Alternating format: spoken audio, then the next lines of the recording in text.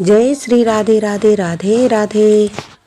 प्यारे भक्तों, ईश्वर का न्याय देर से सही पर अचूक होता है। और जब कोई भाई का हक छीनता है, जब कोई लालच में अंधा होकर अपने ही खून का दर्द नहीं समझता, तो ईश्वर ऐसा दंड देते हैं जिससे आदमी की पहचान, सम्मान और सुख सब कुछ एक एक कर छिन्न जाता है। शास्त्रों में लिखा है, जो अपने ही भाई से अन्याय करता है उसके घर का सुख पहले जाता है, फिर पैसा जाता है, और आखिर में उसका अपना ही बनाया संसार ढह जाता है। अब आगे जो मैं आपको बताने जा रहा हूं उसका असर इतना गहरा है कि जिसने भी यह कथा पूरी सुनी उसके मन में डर और श्रद्धा दोनों जाग उठे हैं, क्योंकि भगवान का न्याय इतना सटीक और अचूक होता है कि अधिकार छीनने वाले को सीधे उसका फल भोगना पड़ता है।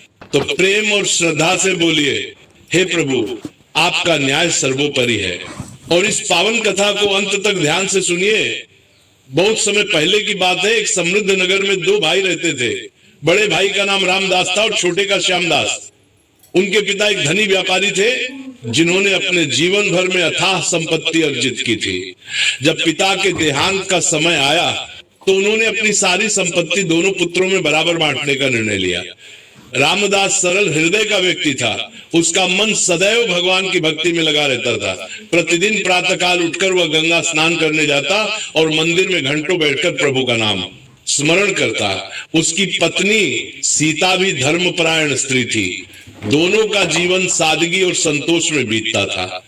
व्यापार में रामदास की रुचि कम थी, परंतु पिता की आज्ञा मानकर वह दुकान संभालता था। दूसरी ओर श्यामदास की प्रकृति बिल्कुल विपरीत थी। उसके मन में धन संचय की अत्यधिक लालसा थी।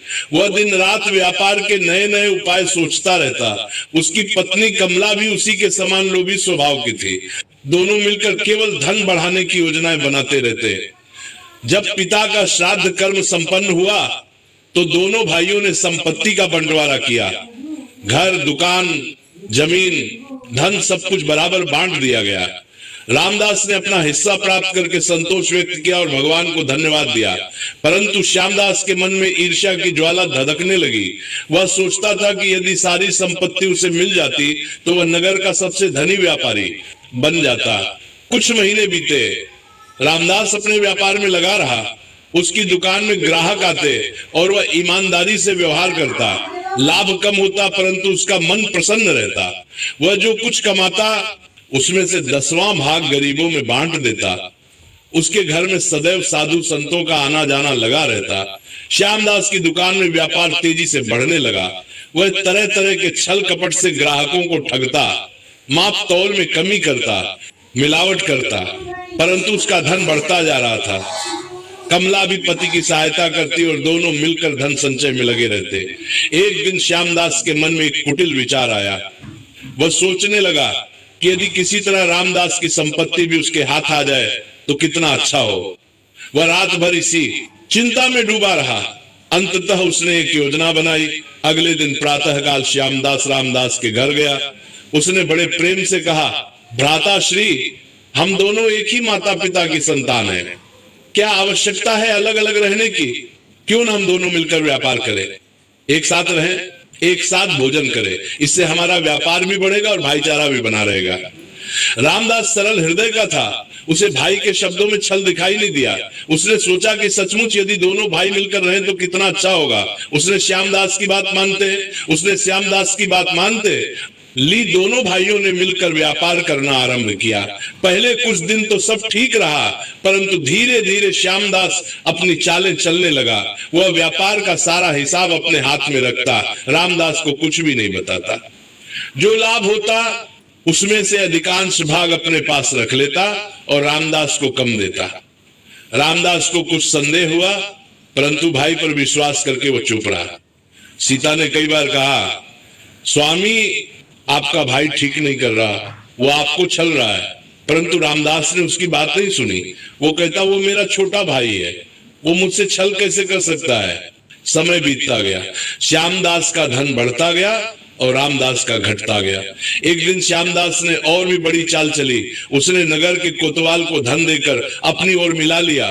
फिर उसने एक झूठा दस्तावेज तैयार करवाया जिसमें लिखा था कि पिता ने अपनी सारी संपत्ति केवल श्यामदास को दी थी, रामदास को कुछ नहीं मिला था। श्यामदास ने दस्तावेज लेकर रामदास के सामने रख दिया और बोला, भ्राताश्री, ये देखिए, पिताजी ने सारी संपत्ति मुझे दी थी, आपको कुछ नहीं दिया। अब तक मैंने आपको अपने साथ रखा, ये मेरी दया थी, अब आप इस घर से चले जाइए। रामदास अवाक रह गया। उसे विश्वास नहीं हुआ कि उसका छोटा भाई, जिसे उसने इतना प्रेम दिया, इतना नीच हो सकता है। उसने कहा, भाई ये तुम क्या कह रहे हो? पिताजी ने संपत्ति बराबर बांटी थी, ये तुम्हें भली भांति ज्ञात है।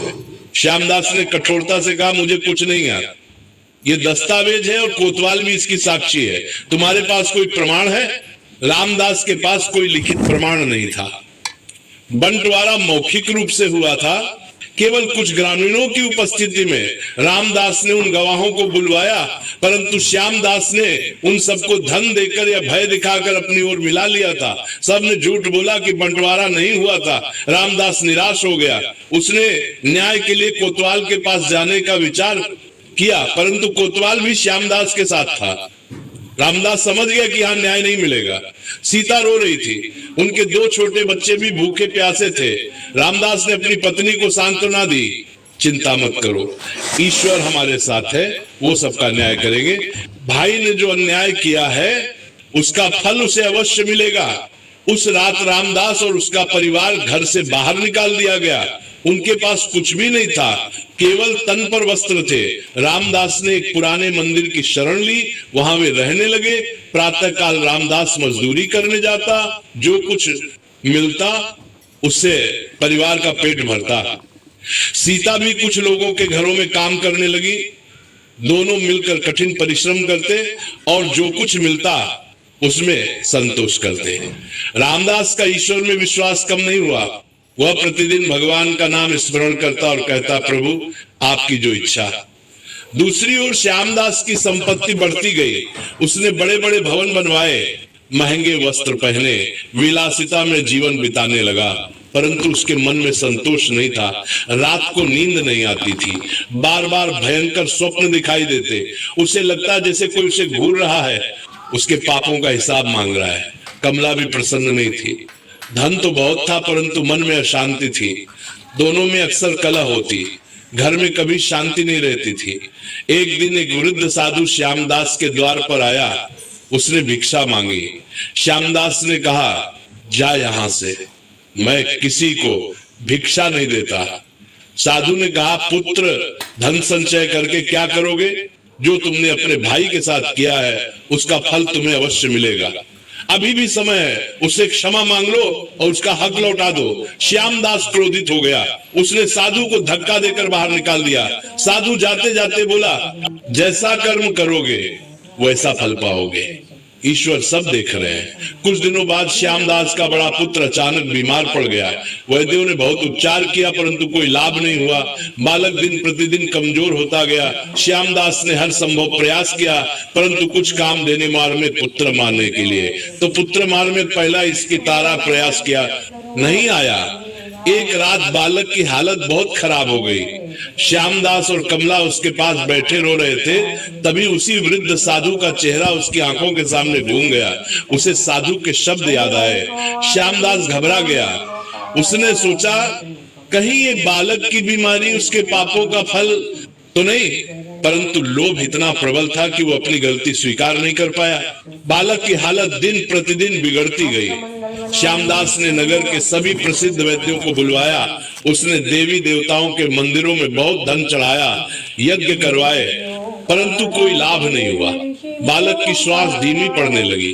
उसकी आंखें ढंस गईं और शरीर केवल हड्डियों का ढांचा रह गया। एक रात्रि को श्यामदास को स्वप्न आया। उसने देखा कि एक विशाल दरबार है जहां यमराज विराजमान है।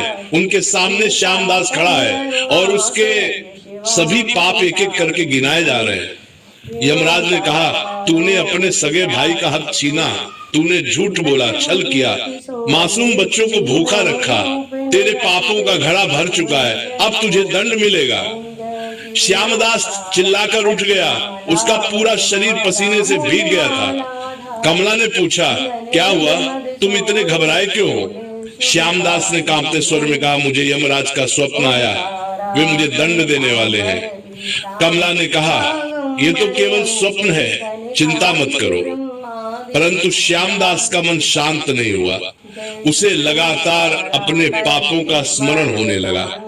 प्रातःकाल जब वो बालक को देखने गया तो वैद्य ने कहा, आज रात्रि से पहले ये संसार छोड़ देगा, अब कोई आशा नहीं है। ये सुनकर कमला जोर जोर से रोने लगी, श्यामदास भी विलाप करने लगा। तभी वही वृद्ध साधु पुनः द्वार पर आया। उसने कहा, श्यामदास, अभी भी समय है, तू अपने भाई से क्षमा मांग ले और उसका हक लौटा दे, तेरा पुत्र बच जाएगा। श्यामदास ने सोचा कि साधु सच कह रहा है, परंतु लोभ ने फिर उसे जकड़ लिया। उसने कहा, मैं कुछ नहीं लौटाऊंगा, ये सब मेरा है। साधु ने दुखी मन से कहा, जैसी तेरी इच्छा, परंतु याद रख, ईश्वर का न्याय अटल है। उसी दिन सूर्यास्त से पहले बालक ने प्राण त्याग दिए। पूरे घर में कोहराम मच गया। श्यामदास और कमला छाती पीट पीट कर रो रहे थे। नगर के सभी लोग शोक प्रकट करने आए, परंतु किसी का मन श्यामदास के प्रति दुखी नहीं था। सब जानते थे कि उसने अपने भाई के साथ कैसा अन्याय किया था। बालक का अंतिम संस्कार हुआ। श्यामदास टूट गया। उसे अब अपनी संपत्ति बेकार लगने लगी। धन का ढेर था, परंतु पुत्र नहीं था जो उसे देखे।